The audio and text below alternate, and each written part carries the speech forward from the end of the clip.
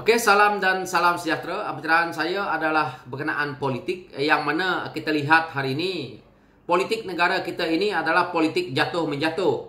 Kenapa mereka jatuh menjatuh sesama sendiri? Kerana kerakusan ketamakan mereka. Kerana itulah mereka sanggup mengkhianati rakan mereka dalam Pakatan Harapan untuk menubuhkan kerajaan yang ada hari ini demi untuk kepentingan pribadi. Akhirnya satu persatu mereka sendiri akan jatuh. Dan kita lihat hari ini, apabila mereka keluar daripada Pakatan Harapan dan membentuk kerajaan Melayu Islam yang dikatakan, hari ini kita lihat kerajaan negeri satu persatu dijatuhkan oleh mereka sendiri. Yang mana terakhir ini kita lihat kerajaan negeri Melaka, yang jatuhkan kerajaan negeri Melaka ini adalah orang-orang mereka sendiri. Ini adalah kerana mereka berebut kuasa, mereka berebut apa yang ada setelah mereka berkuasa, iaitu daripada kita tahu projek-projek, tender-tender, dan inilah yang membuatkan mereka sentiasa saja melihat kawan-kawan mereka tidak berada di landasan yang betul, konon-kononnya untuk kepentingan pribadi. Ini adalah satu yang kita lihat bahawa mereka bergabung sesama mereka bertujuan hanya untuk kepentingan pribadi mereka, bukan untuk kepentingan rakyat. Ini adalah jelas. Dan kita akan lihat di PRU ke-15 ini nanti, sekali lagi rakyat akan menghukum parti-parti yang kita lihat lebih kepada melakukan rasuah, lebih melakukan kepada salah guna kuasa, lebih juga melakukan kerja-kerja ketirisan di dalam kerajaan negara kita ini. Dan ini jelas kita lihat parti-parti yang ada dalam kerajaan hari ini, mereka tidak mampu untuk bersuara tentang isu-isu yang demi kepentingan rakyat. Yang mana kementerian begitu ramai, tetapi yang memainkan peranan hanya 1-2 kementerian. Itu pun rakyat lihat prestasi mereka tidak begitu cemerlang. Tetapi dah terpaksa kerana itulah kerajaan yang ada. Kerana kita nak menumbangkan kerajaan yang ada hari ini, ataupun kita nak menggantikan kerajaan yang ada hari ini, majoriti pembangkang itu tidak mencukupi kerana hasil pengkhianatan parti daripada Bersatu serta geng-geng sekitul yang telah pun keluar. Jadi ini yang berlaku. Dan kita lihat parti-parti yang ada dalam kerajaan hari ini, saya percaya di PRU ke-15 nanti rakyat akan tolak parti ini dengan hebatnya. Kenapa saya berkata seperti itu? Kita lihat contoh yang ada hari ini apabila isu arak dimainkan. Ini adalah kesalahan mereka. Dan kita lihat daripada pimpinan PAS, kita lihat mereka-mereka yang di bawah seperti Dewan Ulama PAS membuat laporan polis lah, ataupun mereka bersuara, serta pemuda PAS bersuara. Kenapa mereka ini nak bersuara, nak buat laporan polis? Tidak perlu. Kamu sekarang ada dalam kerajaan, pemimpin kamu ada dalam kerajaan, yang mana pemimpin kamu suatu masa dahulu, yang mana mereka pernah katakan bahawa mereka akan jadi kingmaker jika tidak ikut apa yang mereka mahu. Tetapi isu yang seperti ini tidak perlu yang akar umbi ini seperti Dewan Ulama nak buat laporan polis lah, nak menegakkan bahawa isunya nak tutup kilang arak lah. Tidak perlu, kerana ini pada saya isu politik kecil saja. Pemimpin kamu sekarang ada dalam kerajaan, patutnya jika tidak bersetuju keluar daripada kerajaan yang ada hari ini, maka kerajaan hari ini pasti akan ikut dan mereka tidak akan mengikut kehendak isu arak yang ada hari ini. Pada saya, isu arak itu isu kecil. Tetapi, kerana yang memainkan isu ini setiap kali pilihan raya ataupun selama ini mereka sampai ke padang merebut adalah parti PAS. Kerana itu, parti PAS ini dihentam oleh rakyat. Kerana pemimpin PAS yang pernah juga mengatakan bahawa mereka akan menjadi kingmaker dan mereka memperjuangkan isu-isu arak, isu-isu judi, isu-isu yang lain, maksiat ni apa semua. Hari ini mereka telah pun ditakdirkan Menteri Agama yang lantang bersuara juga ada dalam kerajaan. Jadi kenapa perlu kita lihat nak buat orang-orang kecil ini seperti Dewan Ulama ataupun pemuda PAS nak bersuara? Pemuda PAS sendiri pun ada dalam kerajaan. Justru itu saya kata pada PRU ke-15 ini nanti, saya percaya dan yakin bahawa parti-parti yang akan ditolak adalah parti UMNO, parti PAS, parti Bersatu. Kerana mereka-mereka ini dilihat oleh rakyat, mereka masih lagi mengamalkan rasuah, masih lagi salah guna kuasa, masih lagi kita lihat mereka-mereka ini melakukan ketirisan dengan duit rakyat. Rasuah yang kita lihat hari ini, yang mana kesnya satu persatu dilepaskan, sehingga kita tahu mereka yang dituduh bersalah boleh mendapat pasport untuk keluar negara dengan begitu mudah. Sedangkan kita rakyat biasa ini untuk nak keluar negara, yang mana yang dulu kita tengok pinjam PTPTN tidak boleh keluar negara. Tetapi kerana kerajaan Pakatan Harapan menang, maka dimansuhkan, maka orang-orang mereka-mereka yang peminjam PTPTN ini dah boleh keluar negara kerana tidak lagi di blacklist sebagai mereka nak keluar negara. Ini yang berlaku. Tetapi hari ini mereka-mereka yang dituduh di mahkamah boleh mengambil pasport.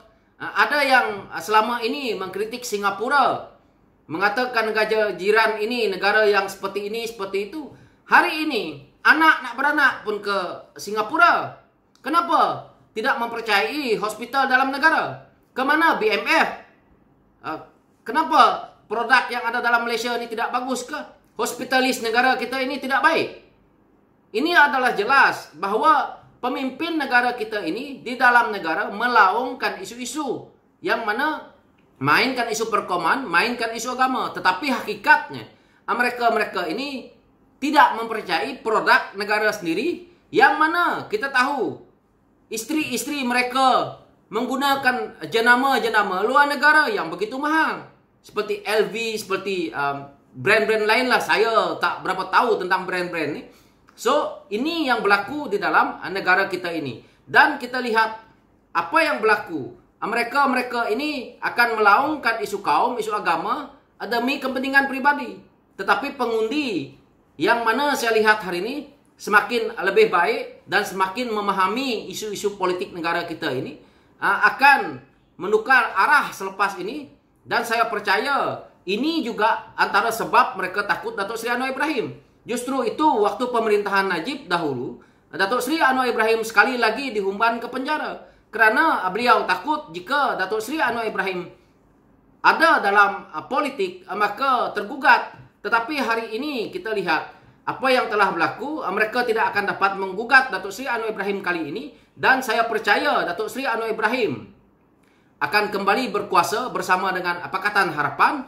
Kerana mood yang ada hari ini, yang mana rakyat sudah tidak mempercayai parti-parti seperti mana yang disebut tadi, ini jelas. Kerana kita tahu pemimpin-pemimpin UMNO yang ada hari ini dirasakan oleh rakyat bahawa mereka ini telah pun mengaut keuntungan daripada hasil duit rakyat, yang mana projek tender mereka dapat, dan hari ini mereka sudah pun kaya raya dengan hasil-hasil ini. Tetapi mereka masih lagi dengan rakus dan masih dengan angkuh. Cara pemerintahan yang ada hari ini adalah cara pemerintahan Barisan Nasional. Begitu juga cara pemerintahan Perikatan Nasional dahulu pun masih juga bercorakkan Barisan Nasional. Kerana Tan Sri Muhyiddin Yassin begitu lama duduk dalam Barisan Nasional, dan apabila PHS menang bersama dengan PHS sekejap, dan beliau kita lihat tidak berapa selesa bersama dengan PHS, kerana kita tahu beliau tidak dapat nak menjalankan kerja-kerja seperti mana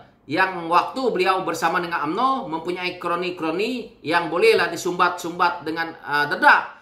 Bersama dengan PHS, beliau rasa tidak boleh menjalankan kerja seperti itu. Kerana kalau kita lihat apa yang YB Dr. Mazli Malik katakan dalam apa yang sidang live beliau, maka dengan jelas kita lihat bahawa itu juga salah satu punca kenapa Tan Sri Muhyiddin Yassin tak nak bersama dengan PHS. Kerana beliau tahu jika beliau keluar daripada PHS dan bersama dengan UMNO, serta beliau akan menjadi Perdana Menteri dan boleh menjalankan kerja-kerja lama beliau, iaitu yang mana kita tahu ketirisan berlaku apabila pentadbiran Tan Sri Muhyiddin Yassin. Dan disambung pula oleh Perdana Menteri kita yang hari ini, yang mana kita memang tahu Barisan Nasional dahulu ditolak teruk oleh rakyat kerana kita tahu rasuah dan penyelewengan serta salah guna kuasa ini berleluasa. Hari ini rakyat rasa ini lagi semula, ditambah lagi dengan pandemik yang ada. Kita dengar semua kementerian mendapat bilion-bilion, tetapi apa yang kita rakyat dapat adalah menunggu gula-gula yang begitu kecil yang tidak sampai-sampai, seperti mana kita dengar isu laptop, isu telepon, isu pengagihan bakul makanan. Ini semuanya tidak mencapai tahap yang rakyat mau, yang mana disebut harga 100 lebih, yang sampai mungkin 70, 50, dan mereka kata ini adalah kos. Ini adalah satu kelemahan yang kita lihat di dalam kerajaan kita daripada zaman dahulu sehingga hari ini. Apabila peruntukan untuk rakyat yang sekecil itu, yaitu 150, mereka akan markup sehingga setengah, menjadikan 70 atau 80 saja kos itu, dan yang lain itu adalah kos penghantaran. Ini adalah terlalu mahal. Ini adalah sifat kerajaan negara kita ini berboros. Memang baik untuk mereka-mereka yang mendapat tender ataupun projek. Tetapi kita perlu ingat, ini adalah hak rakyat. Sepatutnya kalau nak ambil contohnya ikut jauh, okey, RM10 sejauh ini, RM10 ataupun RM5. Kenapa kita lihat aplikasi seperti Grab, seperti Foodpanda, mereka boleh mengambil teks ataupun cuma mengambil sedikit upah daripada penghantaran mereka kepada pelanggan. Kenapa kita tidak mengupgradekan kita punya kontrak yang mana mengambil tender-tender penghantaran ini supaya lebih murah? Ini sebenarnya adalah satu sikap boros yang ada dalam kerajaan. Ini adalah saya lihat daripada dulu mereka lakukan perkara ini, yang mana perlu kita sentiasa saya katakan, yaitu reform, yaitu tender projek. Apabila saya sebut tender projek dalam kerajaan yang melibatkan projek 10 juta, mereka terus ambil 2 juta dan tinggal 8 juta. Ini apabila saya sebut, saya lihat di komen ramai yang mengatakan itu memang patut mereka lakukan, kerana bagaimana nak mendapat untung kalau tender projek itu kita tidak lakukan markup yang begini. Ini adalah satu yang pada saya rakyat yang begitu tidak memahami lah isu-isu yang seperti ini, maka tidak perlu buat komen kerana menyusahkan diri sendiri saja. Saya nak jawab pun itu isu sebenarnya tidak rumit, tetapi hal kecil, kerana kita tahu satu projek, satu tender, daripada kementerian itu dikeluarkan budgetnya berapa sebenarnya kita ikut, dan kita tahu mereka-mereka dah mengkaji berapa. Saya umpamakan projek contoh alat tulis dihantar kepada kerajaan. Satu harga pembaris kalau kita beli daripada kilang contohnya. Kerana kita ni supplier ni kepada kerajaan contohnya, berharga 30 sen, 20 sen, 15 sen. Mungkin sekarang 30 sen lah. Kita ambil daripada kilang. Kita akan letak di kerajaan mungkin harga RM2 ataupun RM3. Ini adalah yang tidak cukup lagi ke? Jadi jangan ceritalah isu markup-markup ni. Jadi sebenarnya benda-benda ni yang mana selalu kalau kita dengar mana mereka yang pernah kerja di kerajaan, terutama mereka yang duduk di pembelian, mereka arif sangat dengan bahawa kita punya perkiraan adalah harga luar 1, kita akan pergi ke kerajaan jadi 3. Jadi bermakna kalau harga tu RM1 di kerajaan, tendernya harus RM3. Ini yang kita lakukan daripada dulu sampai sekarang. Itu pun tidak juga menyenang-nyenangkan mereka-mereka ini. Sepatutnya mereka-mereka yang mengambil tender ataupun mengambil projek dengan kerajaan ni, setelah mereka berjaya mengambil projek dengan kerajaan, sepatutnya mereka dah mempunyai pengalaman dan mempunyai ilmu dalam bidang perniagaan, terutamanya melibatkan projek dan tender. Jadi mereka sepatutnya sudah beralih arah dan mereka boleh melakukan berdikari dengan membuat kerja-kerja yang bagus. Tetapi hari ini kita tengok daripada dulu sampai hari ini, kerja yang mereka nak jalankan kerja yang sama, kerana mereka selama ini Alibaba akan projek mereka. Jadi tidak ada kemahiran. Sampai bila-bila kita ni akan berharap tongkat. Inilah hakikat. Jadi kenapa mereka takut apabila sebut parti UMNO yang konon-konon yang memperjuangkan Melayu itu, mereka takutkan jatuh kerana mereka akan kehilangan sumber kewangan selepas ini sebenarnya. Itu sahaja kuasa itu adalah untuk mendapatkan dana-dana. Itu kita lihat, ataupun pemimpin UMNO sendiri tanpa segan silu mengatakan bahwa pemimpin UMNO bukan saja bahagian, yang di bawah-bawah bukan bahagian pun kaya raya. Ini sahaja cara kita dalam Malaysia ni untuk nak mendapat duit. Apakah ini satu tren yang terbaik untuk rakyat? Untuk generasi akan datang? Sudah pasti tidak. Tidak membawa kemakmuran. Tetapi akan menggagalkan, kalau kaum ya kaum, kalau bangsa ya bangsa. Akan semakin rendah dipandang ke depannya. Karena kemampuan kita. Walaupun bukan semua, tetapi kalau dah majority, akan merosakkan. Jadi saya tidak nak perkara ini berlanjutan karena dia akan melibatkan kepada negeri-negeri pula. Yaitu kita tahu sumber kekayaan negara kita ini datang daripada Sabah dan Sarawak paling banyak. Hasil bumi yaitu minyak dan gas mereka. Dan hari ini disalahgunakan di pusat oleh mereka-mereka yang rakus ini tadi. Maka duit ini tidak pernah cukup sehingga kan kita berhutang begitu banyak.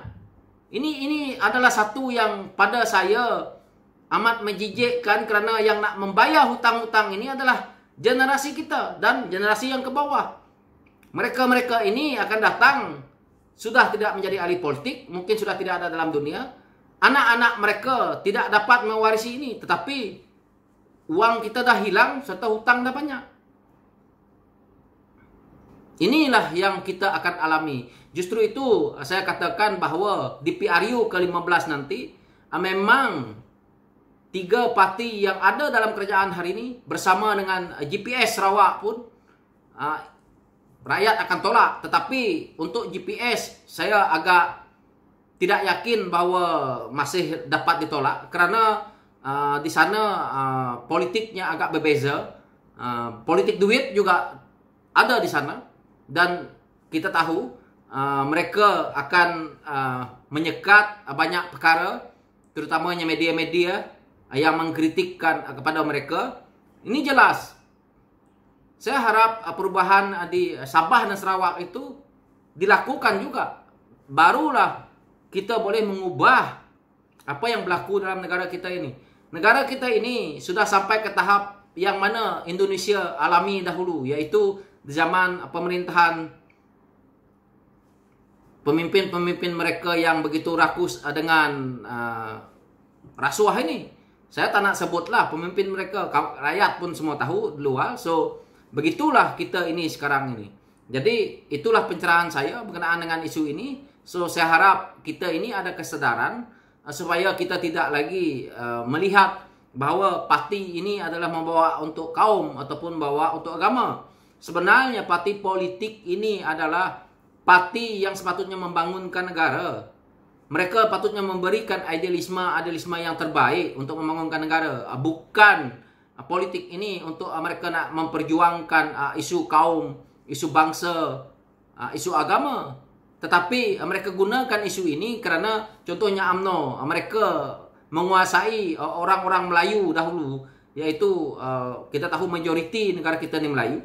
Begitu juga PAS, mereka cuba menguasai orang-orang Melayu dengan menjual isu agama. Tetapi hari ini terbukti apabila mereka berada dalam satu rumah yang sama, memerintah negara, dan rakyat dah mula faham, hanya retorik, pembohongan semata-mata, tidak menjurus kepada pelaksanaan.